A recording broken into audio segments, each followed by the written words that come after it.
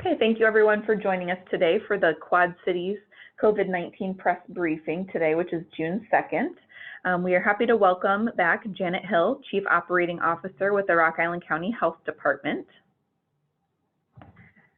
We also have Ed Rivers, Director of the Scott County Health Department. And then today joining us we have Mary Petersen, and she is with Unity Point Health Trinity in the Center for Alcohol and Drug Services.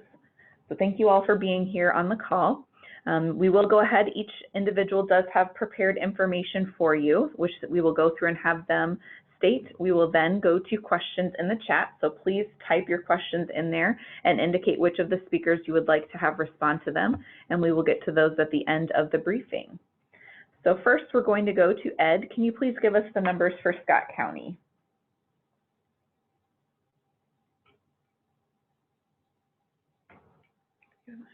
We'll get Ed unmuted 1 second.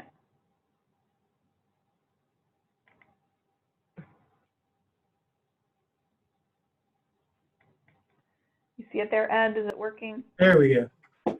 Okay. Off the screen. So Scott County has 365 cases reported. Since we last spoke, there were 5 on Friday, 2 on Saturday, 1 on Sunday, 1 on Monday, and 4 today. We have a total of 319 people recovered, or 87%, and our deaths stand at 10.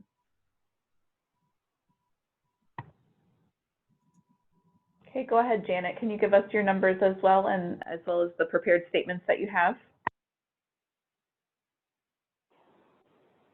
Sure. Can you hear me? It says I'm muted. Yes, we can. Thank you. Okay, thanks. We have 17 new cases for a total of 717. We have 4 hospitalized. Our death toll stands at 27. And I wanted to give you some context to our large increase. The higher case count today is due to the state's initiative to test all nursing home residents in Rock Island County and around Illinois.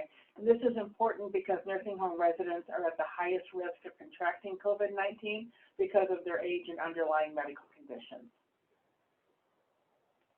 I'm going to go into the prepared remarks now. Early in our response to COVID-19, a thoughtful pastor in East Moline engaged me in a discussion about Illinois' mask requirement. The Reverend P. Wonder Harris and I agreed that facial coverings were essential to slowing the spread of COVID-19. He rightly was concerned about the safety of people of color behind those masks, especially young African-American men. We talked about the dual risk of not wearing a mask and touching it after putting it on. His response made me ashamed that I had not thought of it myself. He said, 100% of my skin is a risk factor. I hadn't considered that people of color would be at more risk to be harmed by wearing a mask because it had not been my lived experience. I am grateful to Pastor Harris for helping me understand. I am also grateful to East Moline Police Chief Jeff Ramsey for connecting the 3 of us to talk about how to keep all citizens as safe as possible during a global pandemic. Public health officials, including this one, are concerned that large protests over police brutality across the country could lead to more transmission of the virus. We must, however, understand the underlying reason that the protests and this global pandemic share common denominators: systematic and institutionalized racism. Reverend Harris calls this the coronavirus and the elephant in a Unity policy proposal on his website, pwonder.org. Cops like Chief Ramsey are the good guys. Just as a few protesters who became violent should not erase the important message that we all must hear, we also must make clear that a few bad cops do not speak for the vast majority of good, respectful police officers who went into public service to help others and make a difference in their communities. We in public health know people of color fare worse in all health outcomes, not just COVID-19. However, data across the country show that people of color and all individuals with lower socioeconomic status are at increased risk of COVID-19 infection and even death. In Rock Island County, we have reported 717 cases of COVID-19, while Scott County has reported 365. Rock Island County's demographics include both a higher minority population and level of poverty than Rock Island County. The median household income also is lower in Rock Island County than across the river. We long have logged these disparities in our joint community health assessment for more than 15 years. Rock Island County has a higher rate of diabetes, heart disease, asthma, and other chronic conditions. These reasons behind these factors are known as the social determinants of health, and they include economic stability, housing, education, the built environment, and access to well-paying and safe jobs. Our public health practice in both Rock Island and Scott counties works to ease the disparity of the social determinants. We rely on leaders from healthcare, the social service sector, government, schools, transportation, and the business community to help us improve the health outcomes of every resident in both of our counties. They and we know how deeply the social determinants can cut into health outcomes. We also know that social connectedness helps mitigate the effects of the social determinants of health. That is to say, the more you feel a part of your community, the better your health outcomes will be. Our sincere hope that all Quad Cityans, and indeed everyone living in this country, recognize this moment when the elephant made coronavirus so much worse. We must embrace having more conversations and increasingly connected community. We must all strive for racial and health equity during this global pandemic, and more importantly, beyond. Thank you. Thank you for sharing those words, Janet. Now we'll go ahead and hear from Ed Rivers as well. Stress is defined as a state of mental or emotional strain or tension resulting from adverse or very demanding circumstances. I would say that the last 3 months qualify as very demanding circumstances, certainly has been in public health. Therefore, we have been living in a very stressful time. The impacts of COVID-19 on your job, your ability to see your family and friends, and the health of your loved ones are all challenges that many are facing at this time. Additionally, the events of last week are requiring our community to have uncomfortable, perhaps stressful, yet very necessary conversations about how our community handles issues dealing with race and the inequities that exist not only in health, but in income, housing, education, neighborhoods, and the justice system. We know that these types of stressors, compounded with the daily stress many in our community may face due to housing, healthcare, finances, and social struggles, can take a toll. Without the right support, individuals and families can find themselves struggling for relief. For some, this can mean turning to alcohol or other substances in an effort to ease stress. Our community is rich in resources to support not only mental health needs, but substance abuse needs as well. We've invited Mary Petersen, Chief Operations Officer and Director of Behavioral Health Services for Unity Point Health Robert Young Center, to discuss the impacts of COVID-19 on substance abuse in our community. Mary? Thank you, Ed. Appreciate that. COVID-19 pandemic has impacted life for everyone in varying degrees in the Quad Cities. Individuals with substance use disorder have the potential for increased risk from COVID due to varying factors. Opioid addiction, and that can be defined as misuse of prescription medications or utilization of illegal drugs, impact the respiratory system, decreasing the oxygenation and causing issues with respiratory disorders. Methamphetamines constrict the blood vessels. The blood vessels contribute to lung and respiratory depression, again, making these individuals more vulnerable to the impact of COVID-19, as well as other respiratory diseases. Alcoholism. Alcoholism impacts the immune system. It leads to many comorbidities, and further risk factors may include loss of employment for those that have encountered substance use disorder. loss of social support systems. And we know in varying degrees with the recommendations for social distancing that has been amplified in our community and our nation as well. Homelessness and social isolation are additional risk factors. With COVID, the uncertainty, the stress, fear, and anxiety that has occurred both locally and at a national level, the social isolation experienced by some can trigger relapse. And it is important for family and friends to stay connected, to stay in contact with those individuals that are in recovery. Yes, we want to absolutely follow social distancing, but we have tools now for virtual connection, and they are very important. So I do encourage anyone that is hearing this press briefing to reach out to those that they know are in recovery. And in addition, as Ed pointed out, it's important to get people into services. There are many resources in the Quad Cities. The Center for Alcohol and Drug Services offers substance use disorder clinical assessments for Quad City residents, Rock Island County, as well as Scott County. There should be a number on your screen you can see. You can dial that number from 8 a.m. to 5 p.m. to get scheduled for an assessment.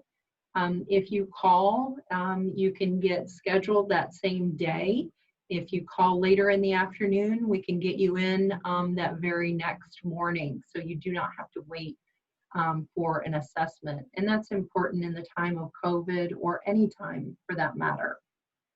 If your clinical assessment indicates you do have a need for treatment, we have various services available here in the Quad Cities. They include inpatient detox, a residential unit, as well as an inpatient transitional services. There are outpatient, both individual and group therapy available. In-person and virtual visits are optional and available. We offer medication-assisted therapy, or MAT as it's commonly referred to, and then prevention and educational services, including school-based. And CAD serves individuals who are adults, youth, as well as families. Our 2019 volumes showed 58,000 Quad Citian visits to the CAD services that are listed on the slide, and we served 2,647 unduplicated patients last year for substance use disorder. In 2020, with January, February, and the first 2 weeks of March, our volumes of individuals accessing services were far outpacing the number of individuals served in the previous year. However, when COVID hit in mid-March, we saw our volumes dramatically impacted, and we had to figure out ways to serve individuals in different methods.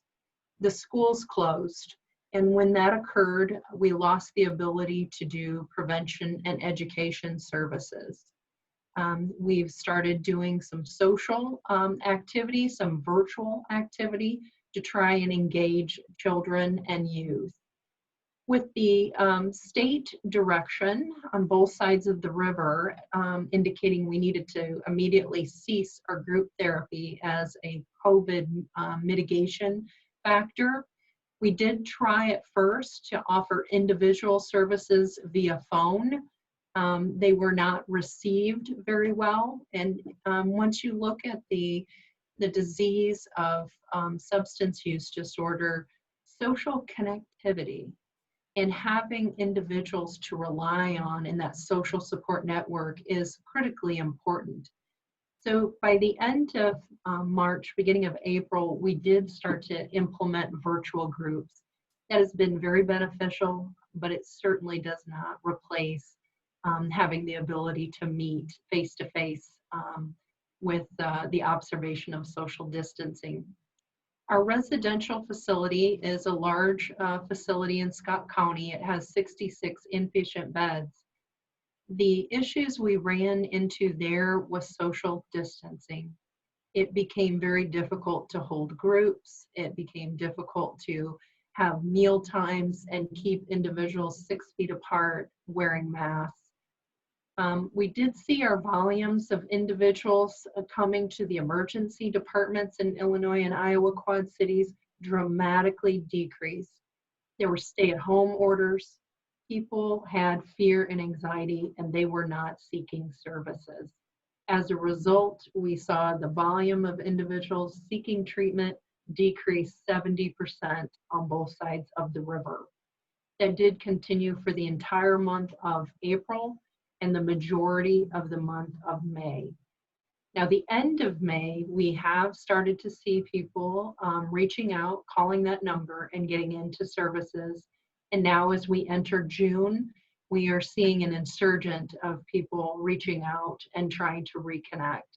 And we certainly want to encourage anyone who feels they need services, they need support, to reach out to us, and we will see them either face-to-face on a limited case-by-case basis or virtually.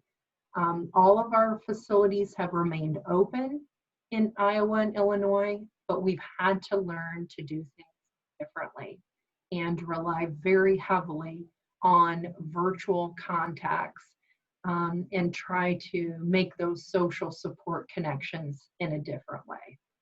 I thank you very much for your time today, and I appreciate the support of both of the local public health departments. Thank you. Thank you very much, Mary, for all of that helpful information for the community. We are now going to go to the chat. So please, members of the media on the call, type in any questions that you have for Janet, Ed, or Mary. The first question, Mary, and I think you may have touched on this, so I'll just give you a minute if you want to summarize anything. Have you seen an increase in the number of calls for help, and what are you hearing from clients both in and outpatient? And perhaps you can explain how people, again, just connect directly to services through that.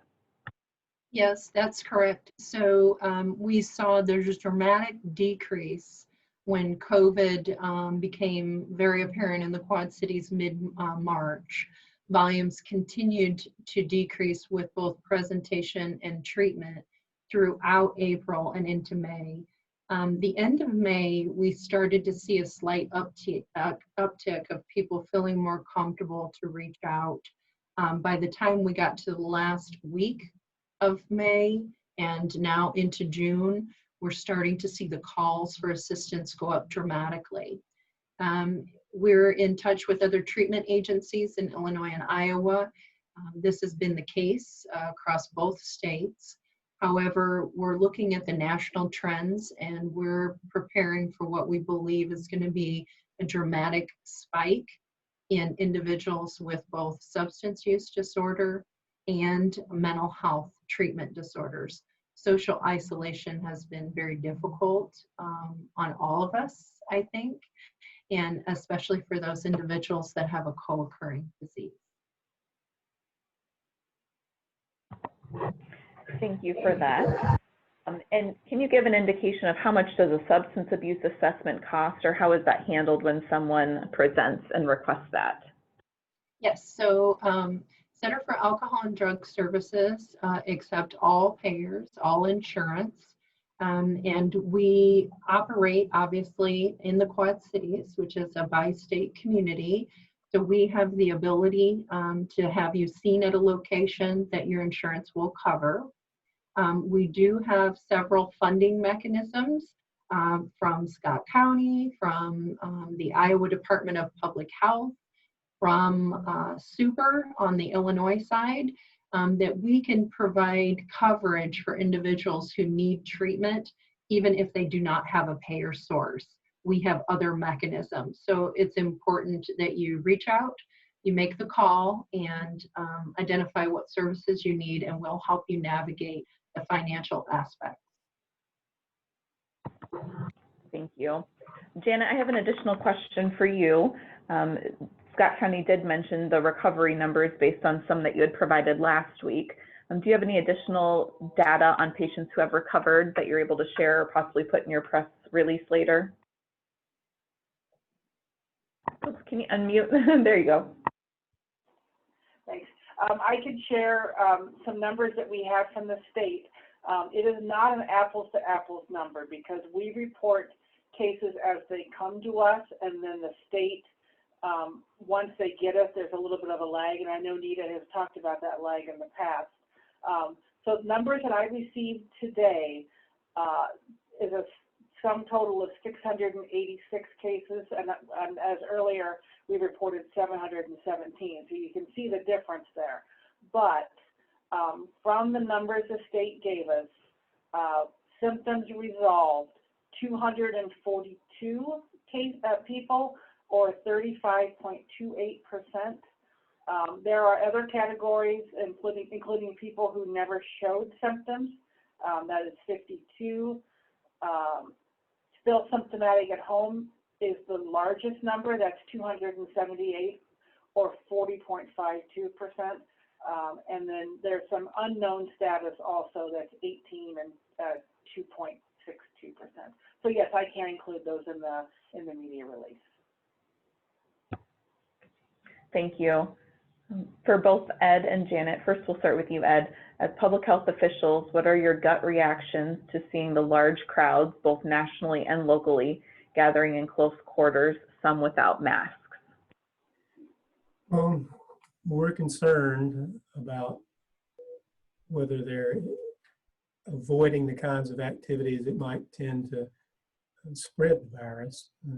It may be inevitable after a reopening that we have another wave of cases, but we're hoping that people are being circumspect and employing that personal responsibility we've been discussing about washing your hands and staying 6 feet from others when you're out and about to try to minimize that second wave. Janet, would you like to add to that as well? I would say that, as I said in my earlier talking points, that we think it's very important to recognize that we have two situations at the same time. And while it is important to continue the social distancing and the washing of the hands and everything that we've been telling you for almost 3 months now, that's the only ways that we have to control this virus. It is also important to let people get their very important feelings out. So while they are out protesting peacefully, I do hope that they follow our advice and do the best that they can to keep themselves safe. And we do have one last question. Mary, it looks like this one is for you. For friends and relatives, what are some things we can say or do to help if you have someone who's experiencing some substance abuse issues? So the most important thing is to reach out to them to serve as a social support. We know from substance use disorder research that isolation is a major factor in the individual failing to keep their recovery. There are numerous resources out there for Quad City residents that would like to access them. SAMHSA, or the Substance Abuse Mental Health Service Administration, has wonderful resources from the federal government. Center on Addiction also. National Institute of Alcohol Abuse and Alcoholism is another good resource. It has tip sheets on how to help your loved one and a lot of information that can be beneficial when you have somebody in your life that's struggling with addiction. Thank you again, Mary, for joining us today and sharing that important information, as well as Janet and Ed. We will be concluding for today. We do have an additional press briefing scheduled or planned to be held for this coming Thursday at 3:30 p.m. So please be watching for the invitations for that along with the Zoom link. But between now and then, we hope everyone has a good afternoon and we will talk with you soon. Thank you.